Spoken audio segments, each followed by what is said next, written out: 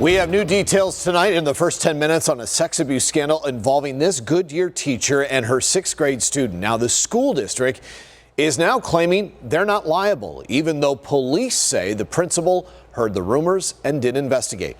Our Brianna Whitney spoke with the boy's family attorney today about this. And Brianna, tonight he tells us there's no doubt the principal and the school district share some fault here. But again, this is an attorney talking. Yeah, that's right. The attorney says what makes this case different is that many of the family's claims come straight from the police report and law enforcement findings.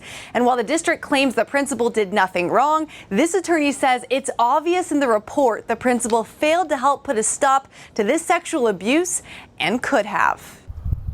If I was a parent who had a child at Las Brisas Academy, I would be concerned. It's been more than a year since 6th grade teacher Brittany Zamora was arrested for sexual conduct with one of her 13-year-old male students.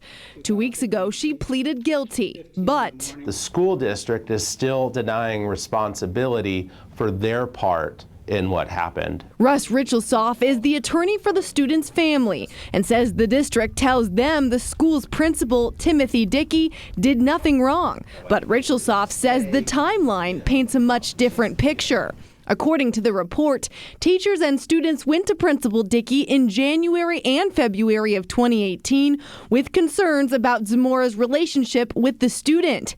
And 3 students in Zamora's class wrote statements about it and took them to Principal Dickey. He failed to report this to law enforcement or DCS as he's required to. Richelsoff says Dickey went further than that. Principal Dickey told the police, they asked him for where are these written letters from these girls? He's like, I destroyed them. And instead of contacting the alleged victim's parents or confronting Zamora, Richelsoff says he did something else. He then went to the class and lectured the students on not spreading rumors.